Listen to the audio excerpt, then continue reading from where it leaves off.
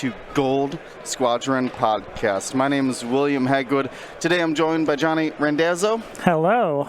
And we are coming to you live from the World Open Qualifier here at Adepticon. We're watching some X-Wing miniatures in the scenario Assault at the Satellite Array. We have Zach Bart versus Steve Cutillo, and they will be battling it out for control of the objectives in this one. I should have the betting going. I'll put up the Choose Champion again. You can go ahead and click bet or type bet one all or bet two all. Call out your champion. Who do you think's got the list that can take down the opponent? Watching later on YouTube, throw a comment down about what do you think each list is going to take to get the victory. And after the video, reply to yourself. Pat yourself on the back if you did it right, or the things you may not have noticed as well. So while we go ahead and have those betting up, I'm going to pass it over to Johnny, and we're going to talk about Assault on the Satellite Array. Now, Assault on the Satellite Array, that is the third scenario we're seeing today, and this one is essentially area control. You do not need to spend an action to control these satellites. All you need to do is have more ships at range 1 of the satellite than your opponent does at the end of the round. The only exception is that medium and large base ships, and we see there are one medium base ship on each side of the field, count as 2 for the counting of control of the satellites. And so we'll see these ships kind of try to get out fast to control those satellites. Of course, both of these lists have some fast-moving ships. The Empire side, flown by Steve, has Pure Sabacc, which can get those aileron boosts. We have interceptors, which of course get their boost action, as well as the Republic side with a couple Jedi ships here being able to really get a move on and try to get into those areas. So we'll see what both lists bring to this scenario. We can see both players getting out fast to try to capture those areas. It looks like Steve is going to control the satellite closest to him and probably the one in the middle, while Zach is going to control at least the one closest to him. Oh, and then Steve will possibly also control the one currently at the top of the board. So Steve really making a pounce on these satellites. We'll see how Zach responds. Yeah, so one of the advantages here, why people have really been liking these interceptors, is the upgrade sensitive controls, the new config they got, which allows them to, during the system phase, do a red boost or barrel roll. They also then have a 4 straight on their dial, which makes them extremely quick. And in combination with Lorier's bendy barrel rolls, you can get into a lot of different places. It changes the idea. Previously, if you saw an interceptor, probably stressed, you knew it was too hard in towards the fight, right? It didn't have any other options. But now, with it being able to do a pseudo decloak with that sensitive controls barrel roll, or pretend to be like a striker while boosting before their dial, they have a lot more flexibility and honestly a lot more speed as well, in my opinion. Yeah, and we see Steve taking advantage of that. He did use that sensitive controls on the two, actually maybe all of the interceptors did it. I know at least 2 of them did. Taking that system phase boost, grabbing a stress for it, but then clearing it with the straight maneuver. So we can see Steve really controlling kind of this middle area of the board. Zach coming in a little bit of a more flanking approach We'll see how this plays out. Obi-Wan here, the highest initiative on the board. Is that right? No. Zach has 3 5s, including Obi-Wan, Oddball, and Contrail, so all of those ships are going to be moving last at Zach's discretion. V-Wings, we saw a little bit of Contrail in the previous games, but I'm interested to see what Oddball can pull off here. Oddball's got quite the loadout in a V-Wing. Can now equip plasma torpedoes, which they didn't even have a munition slot previously. So between Oddball's ability to get free locks when he does a red action or maneuver, and there's a ship in his bullseye, between Daredevil, the red barrel rolls, and then let's take a look at his red maneuvers. 1 bank, 2K, and 4K. I think a lot of people forget about Oddball's ability on the 1 banks. So did they figure it out? They figured out how to make Oddball relevant? I mean, this is probably the best chassis for him. Yeah, that's right. The Y-Wing is not bad. Sure. But to me, Y-Wings would majority of the time doing your turret. You don't really line up too many bullseyes or shoot munitions, right? Yeah. Whereas the Nimble also have terrible blues. Yes. So this Oddball kind of corrects. Actually, I take that back. Before someone corrects me, he has R4 Astromech. So those are white 1 banks and blue hard 1s. Oh, there we go. Y-Wing Oddball is best Oddball? I mean, what's the points difference? Now you're making me take a look here.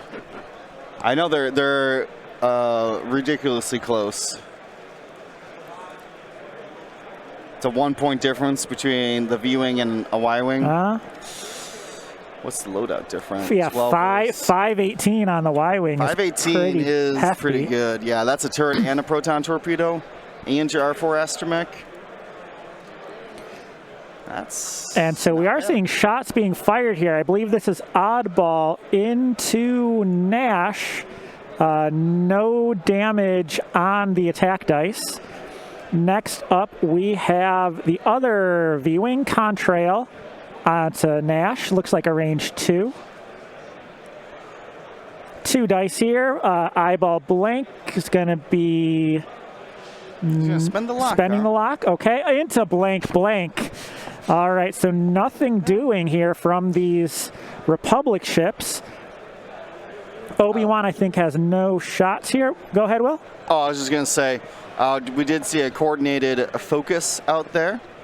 That is from Hawk.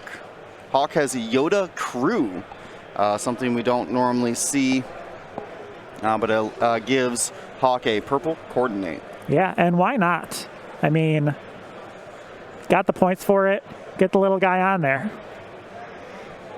I mean, that's one of the problems with Oddball, is that it's hard to get a defensive and offensive token with him. All right, so we see a lot of red dice being rolled, but no damage out on the board yet. And that's it for the round. So we are already very quickly onto our second round. If we look at the... I think they're measuring points right now. Measuring for points right now. Update that. I'm going to see if Dion still has that faction breakdown for us. Okay, Will is going off to get some stats. The way I am reading this board is 2 to 3. And so that's what I'm going to call it here. And regenerate some force. Maybe back to dials. All right, so on this scenario, it's always interesting to see, like, do you just take a ship and just like kind of fly it in circles around one of these objectives, you know, to maintain control of it? Or do you kind of go objective hopping, you know, especially with these fast ships, maybe starting at one objective and then the next turn leaping over to another objective? We'll see how Steve plays it here. The interceptors, of course, are very maneuverable. They can stay in a specific area and kind of just go into a holding pattern. Or, of course, they can do that system phase boost and get out onto one of these objectives. Will, do you have some numbers? I do got some numbers here. So, and this will be a beautiful graph. We have in top faction with 27.2% of the field. That's 51 rebel lists. Close behind them at 50 list is the Grand Republic. I don't think surprising to anybody with the amount of lists there, all over half the field in just those two factions.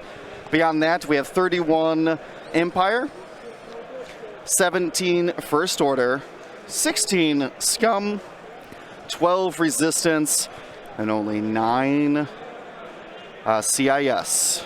8 of them have Grievous. Which makes perfect sense. Thank you, James. So yeah, I mean, I think it didn't take the breakdown for me to predict that Rebels and Grand Republic were going to be very popular. They seem to be the easiest factions to build with right now. Maybe the greatest number of viable options isn't the right word, but like, I think that they have, what do I want to say? They have good ships at multiple price points. That's right. Yeah. If that makes sense. They don't have just a bunch of options for 4 or a bunch of options for 3. We've seen the Republic be just, because that's, in my mind, I'm like, Republic's got the best 3-point ships, right? And Rebels really got like very powerful 4- and 5-point ships. Yeah. But the amount of variety, actually, we've seen people dipping into Adas, the higher initiative, Aether sprites like Ahsoka, especially, dipping into Hawk, a 5-point support ship. We saw Wolf earlier, and in the previous days, we saw a lot of Wolf. So taking what might be considered like meta monsters, right? And showing that there is quite a bit of a variety in these lists. You had mentioned that Zach list appears to be similar to the last one we saw, but Obi-Wan's flying a new ship. We got Oddball in there. We got a Lat as well. Instead of like the Wolf. What did Ryan have in his? He had Barriss and Ahsoka, didn't he? Barriss, Ahsoka, Anakin. Yeah. And then Rick, that's who he had. Yeah. So you like I said, that's like I said. I think the strength is that you can find these different 5-point ships and be successful with them, regardless of the rest of your squad. Dials are set. We are on to the system phase, and we see Steve going for that system phase reposition. Of course, the option given to him by Sensitive Controls. Asking here, number of ships breakdown just by looking out on the field. 5 to 6, definitely far more common than any other list. Yeah, we'll get those official numbers, I'm sure, in the coming days, but it looks to me like 5 and 6 is very popular. Yeah, we saw even Paul was running a 4-ship list earlier, even though it included a 10-point Boba Fett, right? And what was the other ones? It's hard to win with a 3-ship list, and honestly, 4-ship list struggles sometimes too. And this scenario really emphasizes that, because if you only have 4 ships, you might not be able to even contest every objective. So getting those numbers out onto the field certainly helps. Plus, when you have a lot of these cheap ships, players could spend, imagine the situation you spent a whole round killing my 3-point ship, but I got 3 objective points. Yeah, that's right. So yeah, who's winning? So even that, I think those low count ships need to be extremely offensive and be able to really get an alpha strike in and just erase ships off the board in quick turnaround.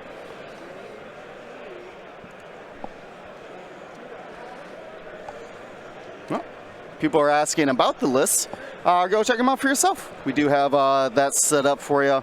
I can go and see the amount of lists that are available. Now, I mean,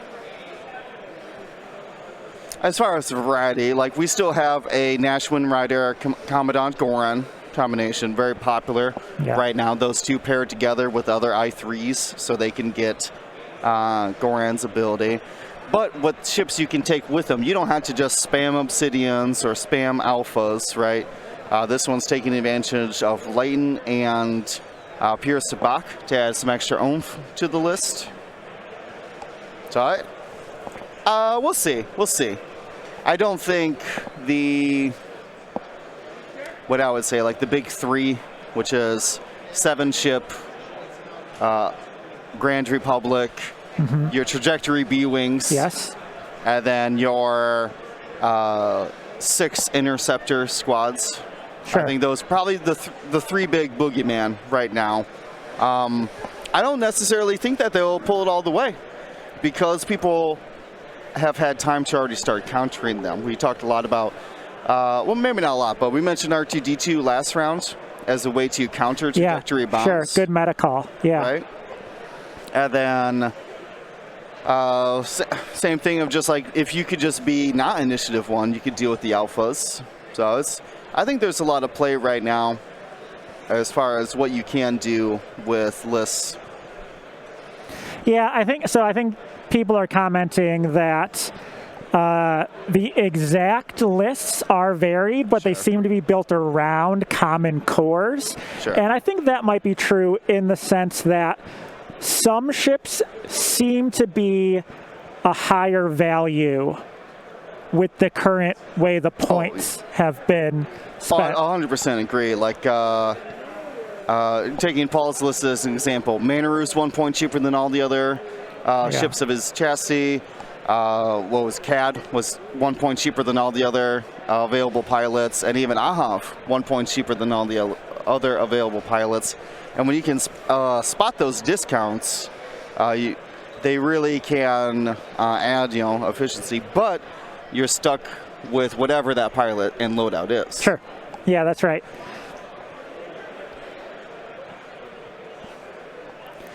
Have you seen anything that surprises you? What was the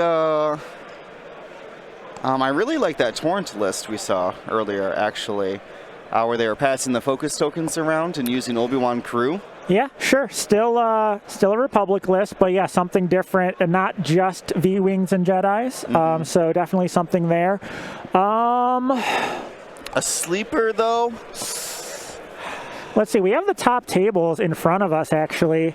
If we just kind of take a look around at some of the top tables, we are seeing a good number of course, there's Rebels and Republic. I think the Scum lists are surprising people. People thought Scum was just going to be lower tier.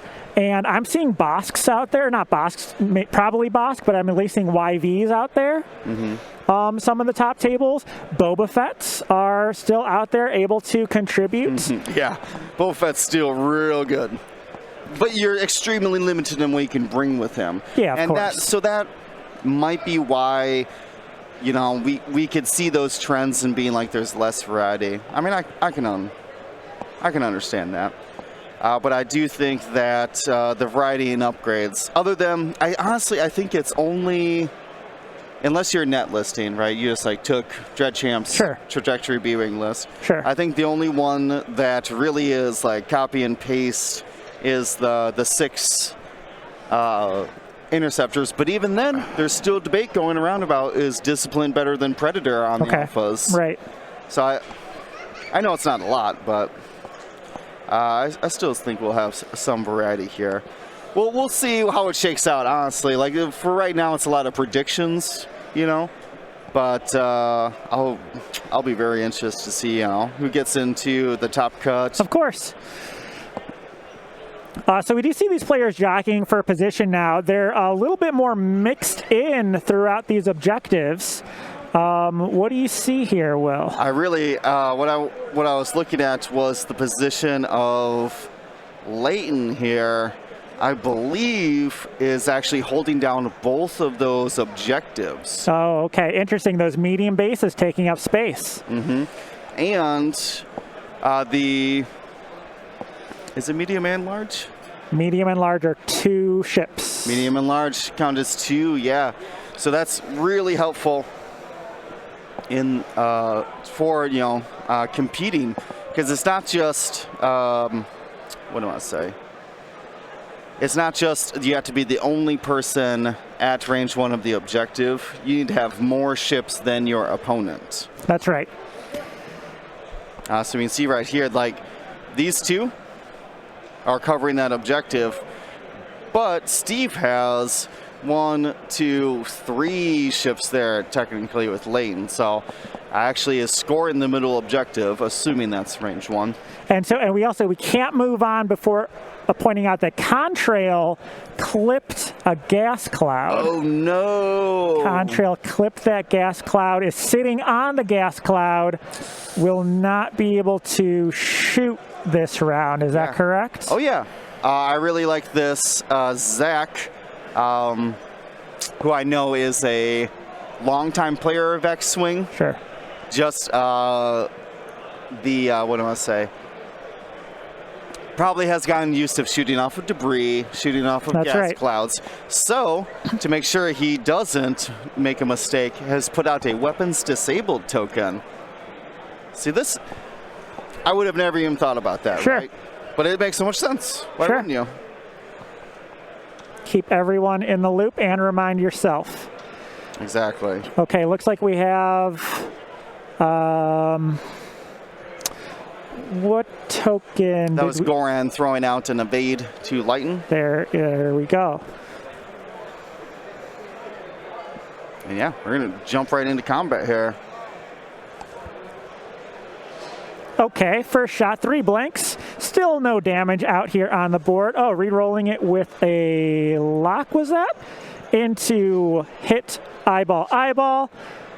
Nothing to spend, so just keeping it as 1 hit versus evades. No problem. No, this is turn 3, actually. We got to talk about 1,000 other things. Should be turn 3. Then what are the points? Do we get... Will is going to run over to the table, get that updated, while we get more dice coming in. 3 eyeballs and a blank. Checking for possible rerolls. And we're getting a reroll here into a hit. Spend that focus for 4 hits. No, it was still turn 2. Had it right, still John. turn 2. Yeah, no worries. These ships are just so fast. I forget how fast they could be. All right, the result we end up with is crit, hit, hit. Ooh, who's this going into? Leighton from Obi-Wan, it looks like.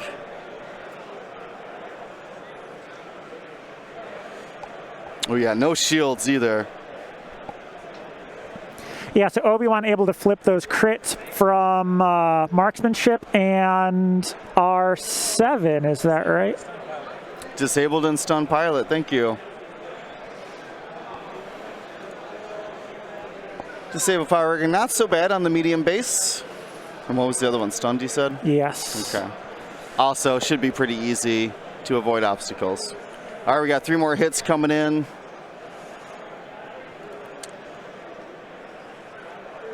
It looked like a single evade.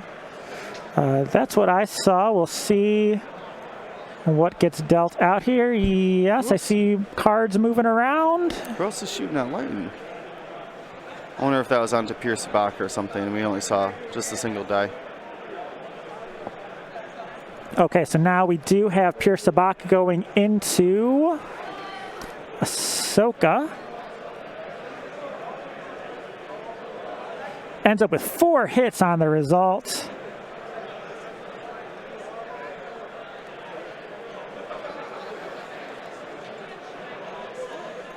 Ahsoka rolls 1 evade, changes another one, and ends up taking a damage card.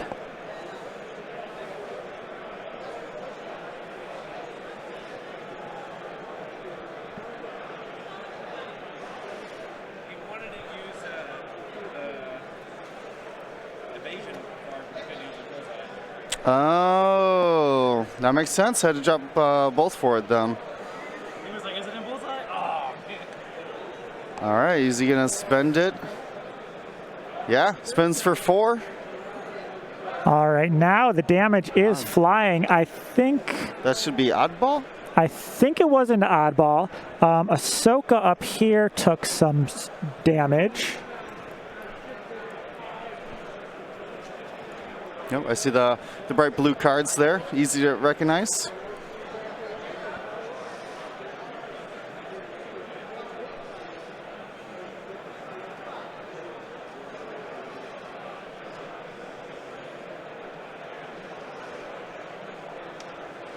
All right, we're getting the game state all figured out here.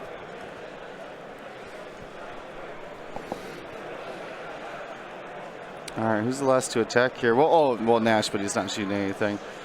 We have a CLT, range 1. Yeah, and That's the from lock. 2 hits on the board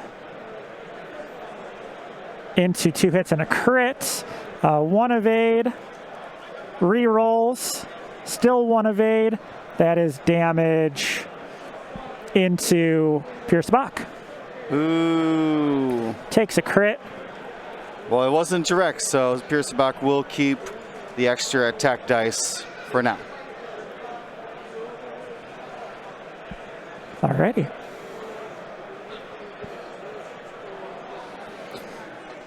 Oh. Thank you, guys. Larir into Ahsoka for 2 crits, 2 evades, no problem.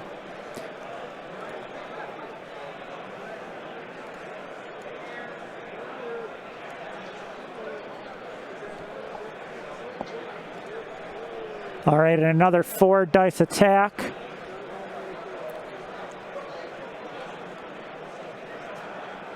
Changes it into 3 hits. And 2 of them are avoided. That's a damage Damage on Obi-Wan. on Obi-Wan. That was the Ion Cannon. That's why I rolled 4 dice there at range 1. Looks like we'll be checking objectives. So this should be contested. 2 ships there. This should go to the Empire because they have 3. A ship holding down this one, and I think a ship holding down there. 3-1, we said. For just this round, what's the total then? Steve's got 6 then? 6-3. That makes sense to me. 6-3. There it is. Yeah, so these interceptors, man, just so good at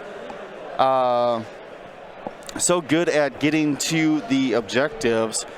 Tommy's asking, how are the players tracking points? Let's go take a look. They have a big old scoreboard right there. So, of course, that's at the top table. They have this scoreboard. But additionally, Dion was generous enough to print out a bunch of notepads.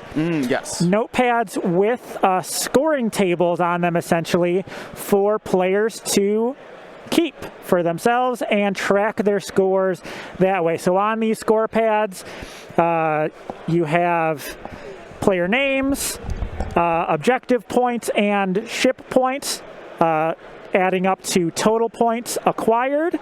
And so everyone has a pad of paper, presumably a pen. They're keeping track that way. The judges have already told us if there are any points disputes, they're essentially going to ask, well, where did you write it down? And the log is pretty much going to be the confirmation of what those points should be. All right. I do love this shot, by the way. I mean, good. it's a good one. It's a good one. You can see the players planning. You see those ships really clustered now in the middle of the board. They started out pretty spread out, and now it's really quite a mix. Almost as bad as our Battle Royale during the giveaways. Getting pretty close.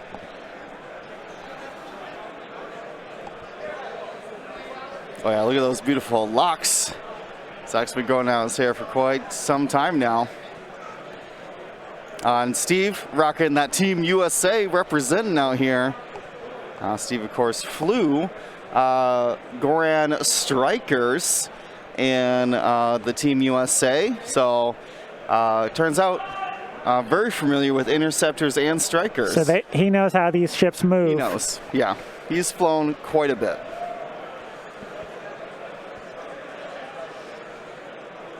Yeah, also we have asked our players, if you're playing at our tables, you are required to wear a mask. It was a decision made long before Adepticon lifted its restrictions. So it's still something we're enforcing around here. And it doesn't seem to be too much of a problem, to be honest with you. No, I mean, people are used to it, and I think people are understanding. Hey, we're in a big crowd, you know. People have been traveling.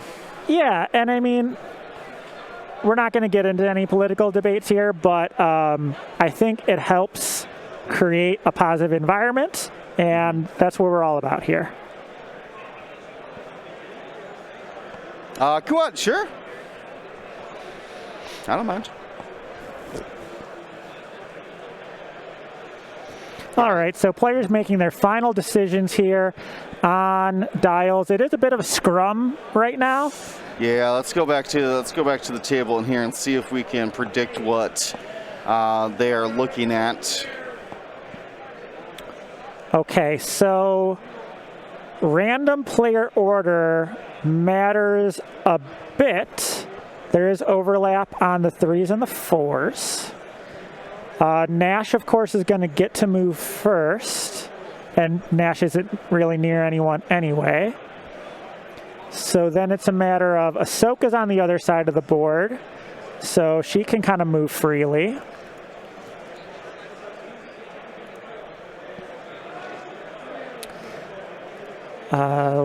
Lareer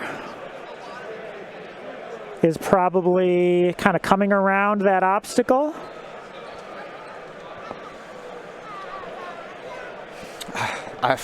Which way? This way? You know what I mean? Yeah, like... no, exactly, exactly, yeah. The options open with that funky maneuverability and possibilities of pre-positioning, yeah. I can't ever keep track of what Laura's doing. Yeah, yeah. I mean, can just like pivot like you wouldn't believe. I'm sorry? I think so. Yeah, I think we got it.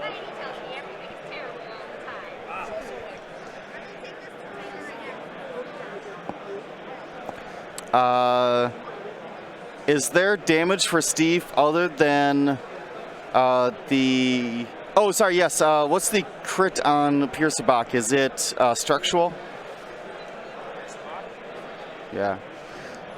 I think we got all the damage in We're just getting our judge, James, to help us out with some damage confirmation. Like I said, I don't see anything else over here on the Republic side. Engine. Damage engine on Piercebach. That's not good. Can we see that dial? Yeah. That's the interceptor dial. Bad. You're good. Ooh, yeah. So now you have a Reaper dial. That's a little ugly. Yeah. So the normally you would see the aileron's hard turn to get a lot of rotation, but now you're gonna have to take the stress for doing so.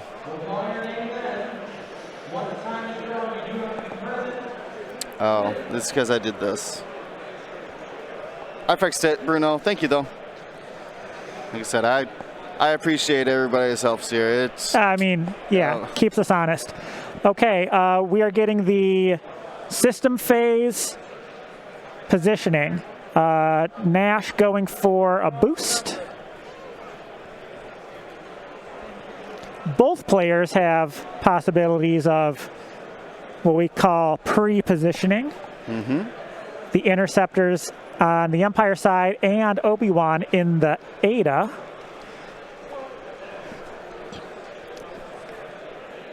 interceptors get the choice to go. This is not the Aether Sprite Ada. Sorry, this is not the Aether Sprite Obi-Wan. This is Ada Obi-Wan. And he's got that auto blaster.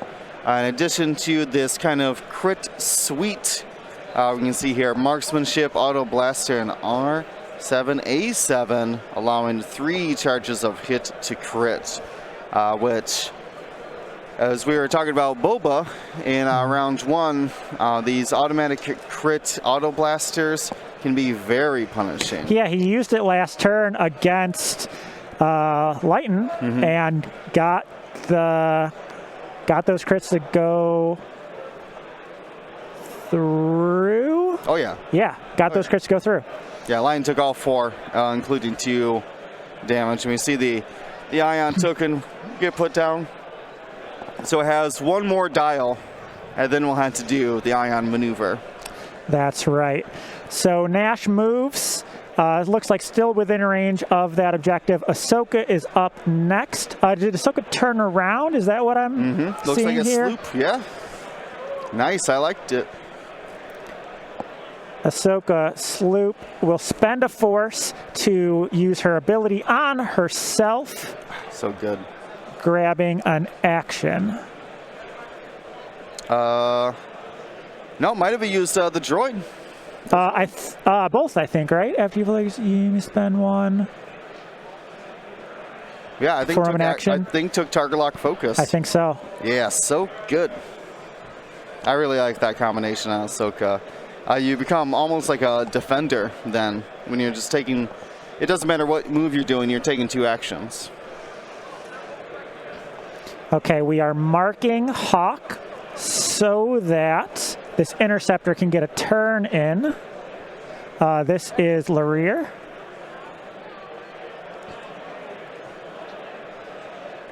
Fits in there, so does make it around that rock. Pointing towards the action here, towards the middle of the board. Have you had any 3-ship list? That's actually maybe something we could look for. Was maybe find somebody with 3 wins and only 3 ships in their list. Yeah, I did see at least 1 in the list. Let me take a browse. In the list of lists.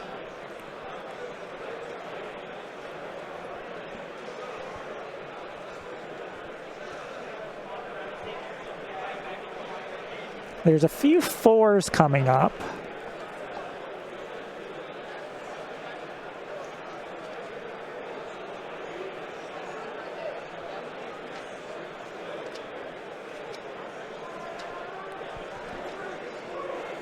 All right. Wow. Larir gets the boost. Gets the bump. We'll take a red focus, allowing him to shoot those barrage rockets. I've been real excited to see a saturation salvo from him. Whew. That would be pretty cool. We never see saturation salvo because it's not worth it unless you're shooting barrage rockets, and fewer people are bringing those.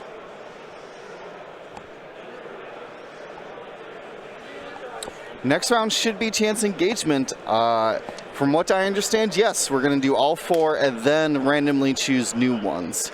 And if I'm not mistaken, I believe the elimination rounds will start a new random selection then too. So I don't think we'll. What do I say? We're not continuing the rotation. Yeah, exactly. Dang, double fire spray Cavill? Okay. That's pretty good. That's scary. I've seen 2 3-ship resistance lists with Rey. Yeah, Rey, Poe, and then ZZ or Kova as the 3rd. Yeah. That doesn't sound too crazy.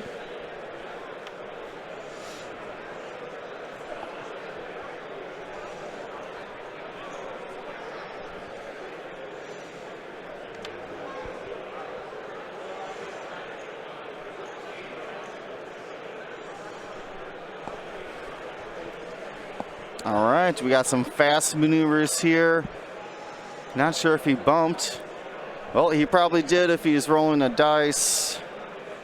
And we're going to see Oddball die to a collision. Is that true? I was looking away. What? Is that what happened? Yeah, Oddball loses his last Oddball. life. He 5-4'd into Ahsoka, who Oh, no. died on the roll. Oddball. You hate to see it. Well, that's going to give Steve a couple points. Oh, no. Yeah. That's unfortunate.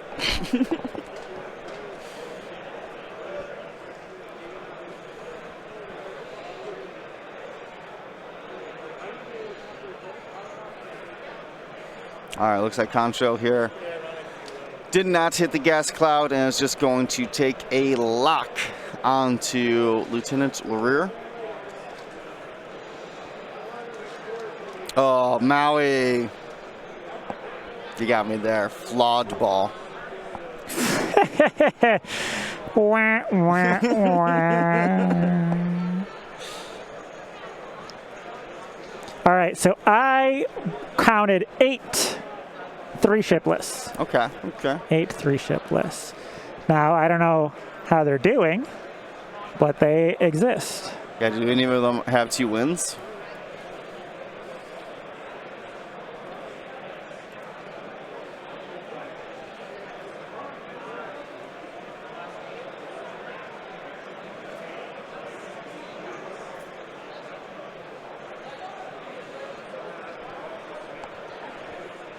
All right, we got a hit, or sorry, excuse me, a crit coming in here. Gonna use a reroll and focus mod to get hit, crit. 2 evades coming in, and we are going to lose Lareer's shield upgrade. Oh, sorry. Go ahead. You're good. Sorry, You're good. I got him updated. Take it. This is just a shield off of Lareer. Oh, so sorry. Also, Goran lost the shield. I got him mixed up.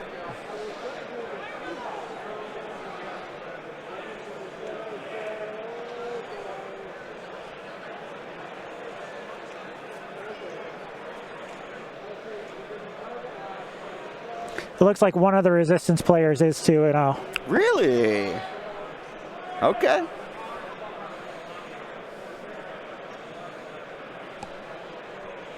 All right, we got double crits coming in here.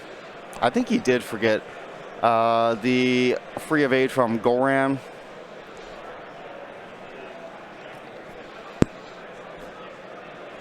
Yeah, one of the Resistance lists is 2-0 currently. That's the only one that's undefeated as of last round. From what I could tell, yeah. Okay. Yeah. Interesting. We'll keep an eye on him. That's Cliff. Yeah, it's Volray Zori. Could have been Kova. Zori. This one's Zori. Might be the most popular triple ace if you count a Y-Wing and a Falcon as aces. Sure. Triple heavy hitters? I don't know.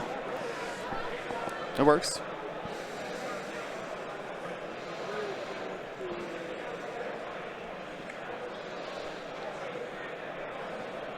All right, 2 evades. Yeah, it sound like Leighton. Yeah, got the evade. Was going to be taking a shot there, and you do not want to lose that piece.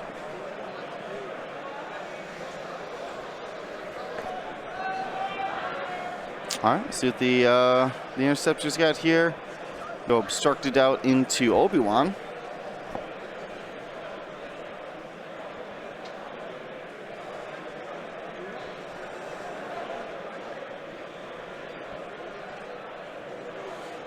Tough choice. Yeah. It's just bad it feels bad shooting at Contrail, you know? Every time I shoot a 2-point ship, I feel bad. Yeah, it is just the easier shot, but you're right. Like, what is it doing for you? Right. Although Obi-Wan is just kind of hard to take down, too, so maybe that's not worth it. We get 1 hit here. Gonna check light and rerolls. Nope. And evaded. Yeah, remember those. Lighten's a weird one. Because light needs to be in the side arc, and the friendly ship who's shooting needs to be range 0 to 2 of lighten. But man, if you can get those free rerolls, though. It's great, yeah. But every list you're always like having to juggle. I have to be in the shooter's arc or my friend's arc, or you're like, what am I going for? Here we see a 5 dice attack. Yeah, no Predator, just elusive on Piercebach. So we're going to lose both shields on Hawk. Able to keep that crit from flipping up a damage card.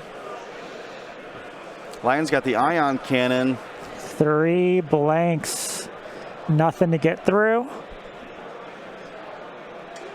Down to the rear, checking to see if he's got the downtown shot. Not quite, so going into Contrail.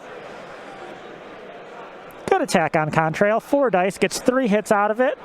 1 evade, and a focus changes it to 2. That's a shield off of Contrail. We are down to Nash, who does look like Eclipse Obi. Probably not obstructed. Yeah, I don't think. Ooh, got the hit crit though. Obi-Wan. So not obstructed. Gonna take another crit here, assuming he's got the force. I don't think he does. I think he's just dead. Is that right? Obi-Wan taking the damage off the board. That's 5 points. Yikes! Yeah, he spent that offense, or he spent those force on offense, and paid the price for it. Steve jumping out to a pretty large lead here, taking out ships. Yeah, up to 15 points here. We're about to tally up end of round points. I can tell you that. So this is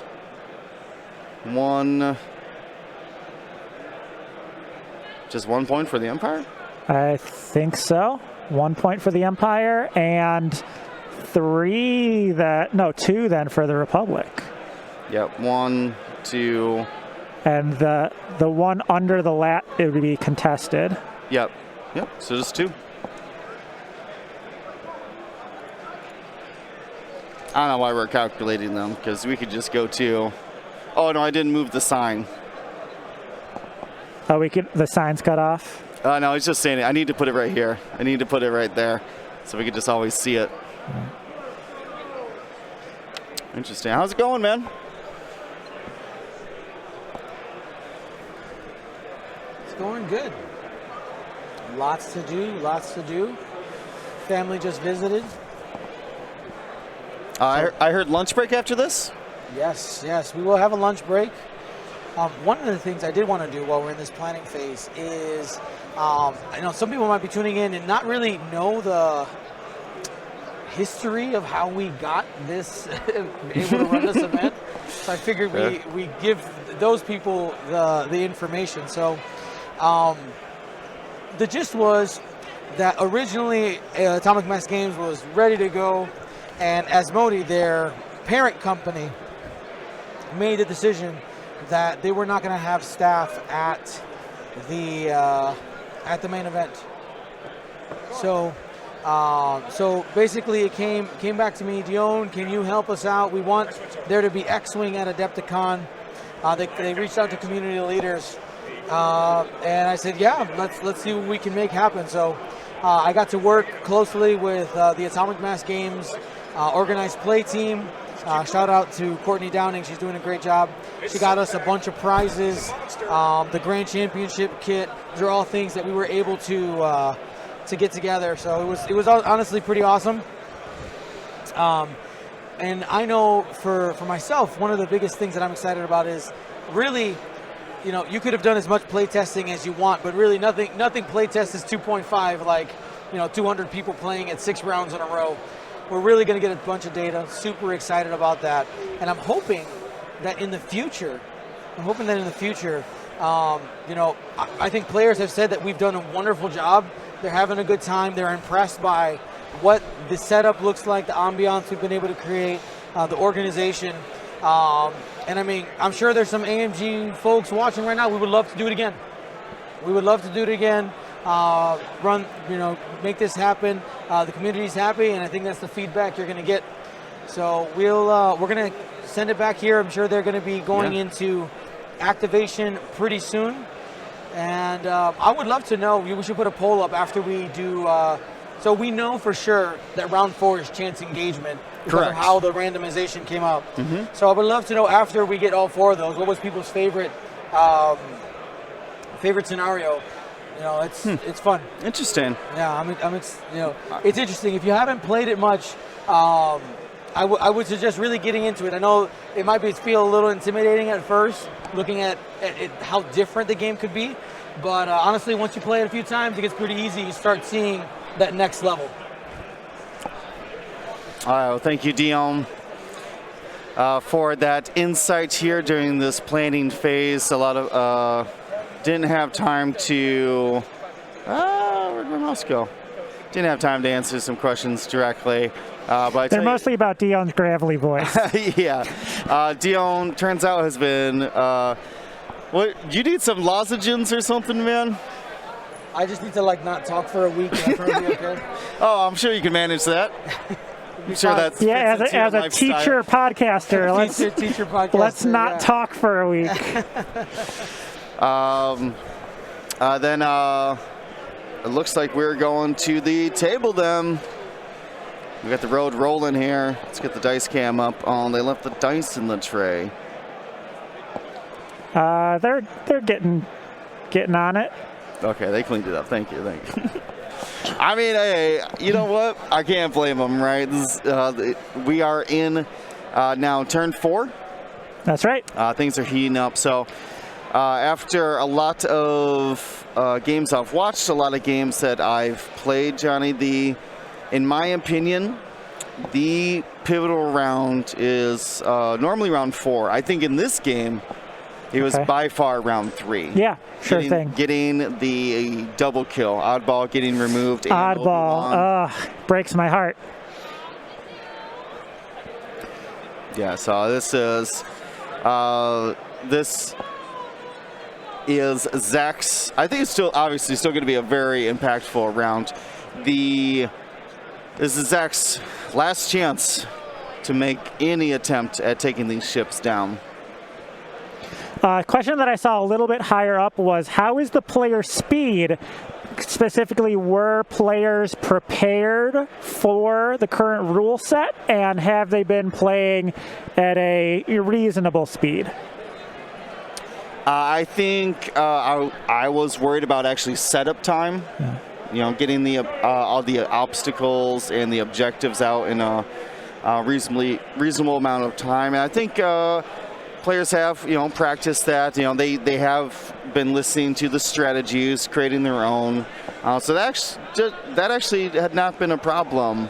As far as pace of play and game completion, when they called time last round, most of these people were standing around, so they weren't exactly in heated battles as we'd be seeing before. So I think that, from my personal observation, the games have been going pretty good. It seems to me that games are getting at least, yeah, that was a little bit too close. Tight squeeze. Games have been getting either to completion or very close to completion, where maybe one additional round and somebody would have gotten to those 20 points. Sure, yeah, getting up to 17, 18, 19 still, right? So if that's an evaluation of your player speed, and maybe it's up to you whether it is or not, but that seems to be our observation, that players are playing fast enough to reach those 20 points, or maybe it's, between 15 and 20. Lloyd, 186. I do plan on moving the scoreboard so it's visible even when we go to the cam. Can you keep the scores and lists on the screen while we go to the player cam? I think the overlay is going to ruin the shot, in my opinion, but I can get the physical scoreboard working. Yes, we're doing our best here. We are at 12 minutes on the minimum clock. Remember, again, we don't actually know how much time is in the round. It is 72 minutes. It could be up to 6 additional minutes. It is a random roll that only Dion knows. So essentially, I don't know if anyone's gotten a chance to read through that tournament document, but in our Adepticon group chat, we were all commenting on how involved the rules are for that clock roll-off. Yes. There's like a whole flow chart of possibilities to determine if your game clock is going to be somewhere within that 75 plus or minus 3 minutes range. Right, yeah. And, luckily, Dion had some advanced knowledge about that. To be able to prepare, sure. Yes, yes. So the main things we talked about before for it is making sure that extremely minimal time extensions, and then also each game being on the same timer. No longer will the stream game have its own timer or anything like that. So that kind of consistency is very important. I would like to comment on a really interesting situation that just came up here. Goran moved and bumped into Contrail. However, the end of his template would have run into Sabak. So that actually counts as a friendly bump, even though he ended touching Contrail. Correct. His full movement would have ended him on pure Sabak. Yes, yes. The way you want to think about it, that could be a little bit confusing if you haven't been dealt with it a lot. The easy solution to that is, had your friendly not been there, would you have completed your maneuver? Okay. Right. And the answer in this case was no. He would have self-bumped. And we ended up, Goran took a damage off of that, actually. He was dealt. Yeah, lost his shield. Is this top table? It actually is top table. That wasn't the reason we selected it. We selected it because of how interesting the lists were, but coincidentally, it ended up being top table. Yeah. Like I said, both of these guys taking what we suspected was, meta staples, right? Jedi and V-Wings, Goran and Nash, but putting their own twist on the rest of the list, which I like to see that. Not just going online and grabbing the latest winning list, which clearly I have done to great effect in the past. So I can't blame people for doing it, but I like taking the initiative, making your own list, right? Sure. Getting something unique to yourself and to your own play style. Sure. So we see that slung evade. I just do not understand why he keeps throwing it to Lighten there. Oh, you know why? You know why he's doing it? It's because he's removing the ion tokens every time. Oh, to keep him, yeah. You're right, to keep him from getting ionized. That's smart. Yeah. That's some deep level knowledge of the game. Hit, crit, natties here.